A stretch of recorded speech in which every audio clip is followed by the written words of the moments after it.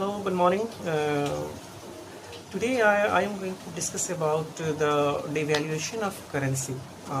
That is उसको हिंदी में हम लोग मुद्रा का अवमूल्यन कहते हैं.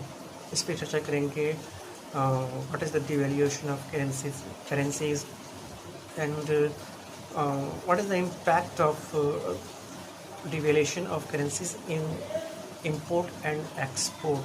Basically, UPSC has asked this question directly or indirectly multiple of time. Currencies मुद्रा के अवमूल्यन से आयात और निर्यात पे जो है वो क्या प्रभाव पड़ता है, ये जो है काफ़ी बार पूछा गया है इस क्वेश्चन को. तो चलिए शुरू करते हैं.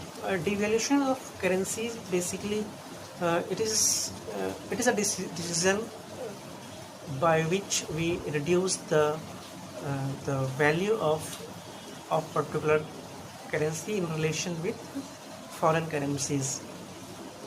ये एक तरीका होता है जिसमें कि आप अपने देश की करेंसी को दूसरे देश की करेंसी के मुकाबले जो है वो कमज़ोर कर देते हैं, उसकी वैल्यू को घटा देते हैं. ओके, और ये जो है अगर ये होता कैसे है, तो इस पर अगर हम चर्चा करें तो we generally find out that it is not adjusted by any entities. Right now it is not adjusted by any entities. अभी जो है वो किसी संस्था के द्वारा इसका डिवैल्यूएशन नहीं किया जाता है. It is completely depend upon the market, currency market, and demand and supply play the crucial role in the appreciation and depreciation, and you can also say revaluation or devaluation of currencies. मांग और पूर्ति जो है वो रुपए के revaluation और devaluation पे जो है वो बहुत एक मजबूत रोल जो है वो अदा करता है. अगर आप देखें तो अगर किसी भी कंट्री का अगर किसी भी करेंसी का डिमांड बढ़ जाता है, if the demand of a particular currency surge, then the value of currency appreciate, and if the demand of particular currencies come down, then the value of particular currency depreciate, उसका जो है कम हो जाए. अगर मांग ज़्यादा है तो उस करेंसी की जो है क्या है वो अप्रिशिएशन होगा, और अगर मांग कम है तो उस जो है करेंसी का डिप्रिशिएशन होगा. इसमें बेसिकली 4 टर्म होते हैं. पहले हम जरा उसको समझ लेते हैं. एक होता है जैसे डिवैल्यूएशन. डिवैल्यूएशन जो है वो गवर्नमेंट करती है, ठीक है. ऑन फिक्स्ड एक्सचेंज रेट पे जब गवर्नमेंट करेंसी को एडजस्ट करती है तो उसको डिवैल्यूएशन कहा जाता है. और ये जब मार्केट के थ्रू होता है तो उसको डिप्रिशिएशन कहा जाता है. इसी तरह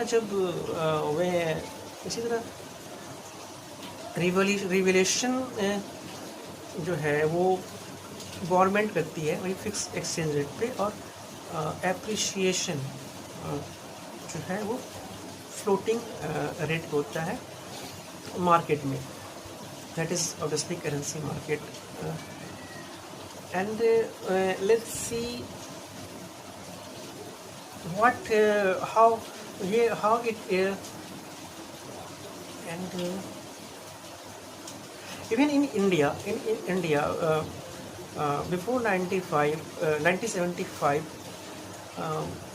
RBI play a major role in the adjustment of devaluation of currency, and after 1975 to 1993 India adopted partial floating rate currency, and after 1993 India completely fully adopted floating exchange rate. 1975 से पहले जो है वो फिक्स्ड एक्सचेंज रेट पर devaluation, currency का devaluation होता था. 75 से 93 तक जो है वो पार्शली फ्लोटिंग रेट यूज़ होता था, और 93 के बाद से कम्प्लीटली आप फ्लोटिंग एक्सचेंज रेट को यूज़ करने लगे हैं। ये इंडिया के प्रोस्पेक्ट में है। और अगर देखा जाए तो इंडिया जो है 3 बार जो है वो करेंसी का डिवैल्यूएशन किया हुआ है। और अगर हम इसके एडवांटेज और डिसएडवांटेज की अगर हम बात करें तो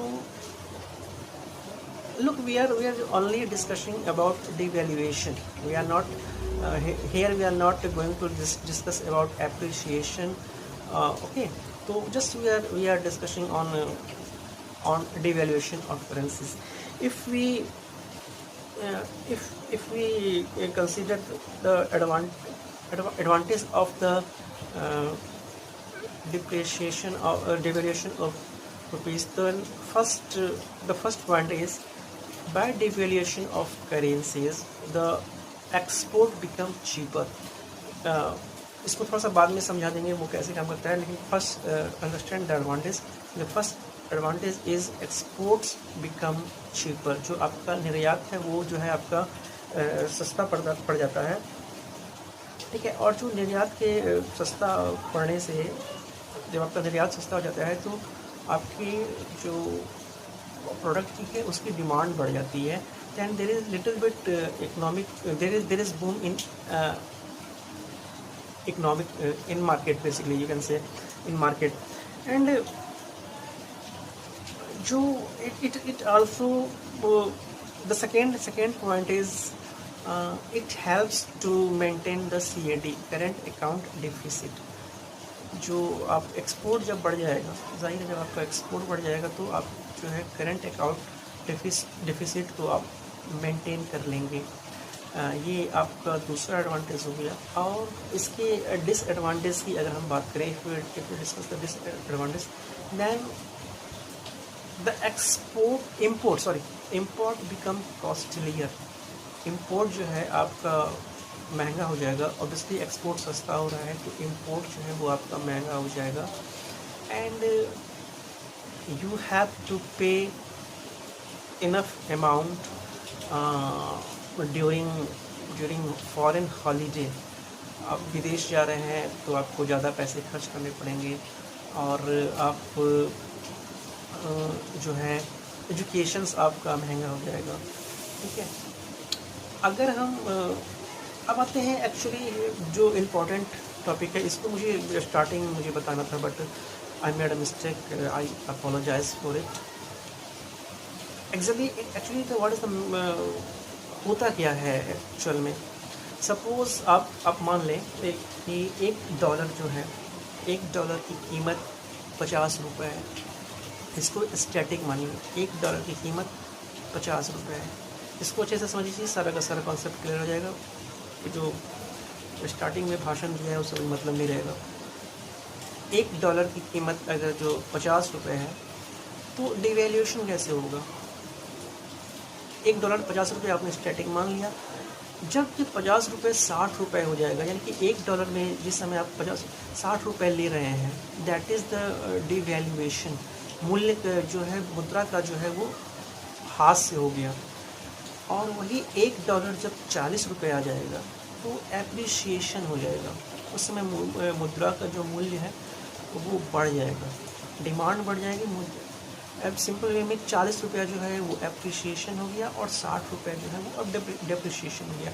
अब आप सिंपल चीज़ इसको इंपोर्ट और एक्सपोर्ट में आप इसको देख लीजिए। अगर आप जब आप एक्सपोर्ट कर रहे हैं विभिन्न हैं और कोई एक कंट्री जो है वो उस समय इंपोर्ट कर रही है, लाइक आप अमेरिका ही मान लीजिए कि अमेरिका इंपोर्ट कर रहा है, तो अगर सपोज़ एक कोई बुक है जिसकी कीमत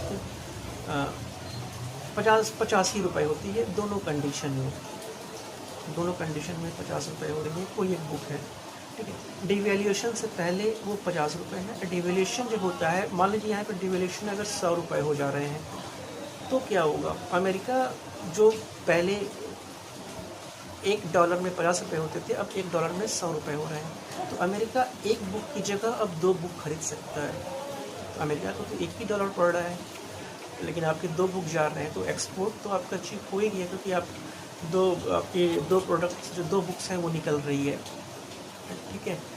इस कॉन्सेप्ट को समझ लीजिए, दैन डिवैल्यूशन जो है, डिवैल्यूशन ऑफ करेंसीज बड़े अच्छे से समझ में आ जाएगा। ओके, तो वही कि इससे क्या हो कि ट्रेड ऑफ वॉल्यूम, जब आप दो बुक आपने खरीद लिया है तो आपका वॉल्यूम ट्रेड बढ़ गया है। उस वॉल्यूम ट्रेड में जाहिर है कि इकोनॉमिक पे अच्छा असर पड़ेगा ही, but the point is if we discuss about Indian points of view, अगर हम इंडिया के पॉइंट ऑफ व्यू से बात करें तो इंडिया के पॉइंट ऑफ व्यू से डिवैल्यूएशन ऑफ रुपीज़ बहुत अच्छा नहीं माना जाता है। कारण the reason is we are importing country, हम लोग जो है इम्पोर्ट ज़्यादा करते हैं। अब इम्पोर्ट ज़्यादा कर रहे हैं, सपोज़ जैसे ऑयल है, डिवैल्यूएशन में आपको ज़्यादा पैसा देना पड़ता है।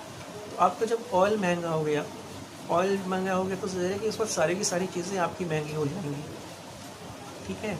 तो उस पर्टिकुलर टाइम में आपको नुकसान होगा। हाँ, उस एक्सपोर्ट्स जो कंट्री जो प्रोडक्ट एक्सपोर्ट्स होते हैं लाइक सॉफ्टवेयर एंड मेडिसिन, इनको फ़ायदा होता है, नो डाउट इनको फ़ायदा होता है। लेकिन अगर आप ब्रॉडर वे में देखें, if you look it at a broader way, then you find devaluation of currency is not good for Indian market, ठीक है। अब करना चाहिए, if you take the example of China, तो basically China is exporting country. China जो है अपना बहुत सारा माल जो है वो निर्यात करता है, ठीक है, and we are importing country.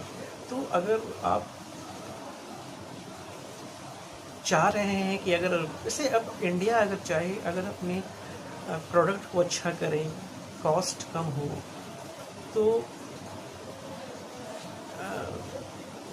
फिर आप एक्सपोर्टिंग कंट्री बन सकते हैं, क्योंकि भाई अच्छे प्रोडक्ट की रिक्वायरमेंट किसको नहीं है। तो इंडिया को इस जगह पे फोकस करना पड़ेगा। उसे एक तो एनर्जी ज़्यादा प्रोड्यूस करनी चाहिए, क्योंकि हम एनर्जी पे बहुत पैसा खर्च करते हैं इम्पोर्टिंग के कारण। तो ये अगर कम हो जाए तो फिर आप बहुत हद तक आप इंडिया के जो CAD हैं या इकनॉमी है, आप उसको बहुत अच्छे तरीके से हैंडल कर सकते हैं। And okay,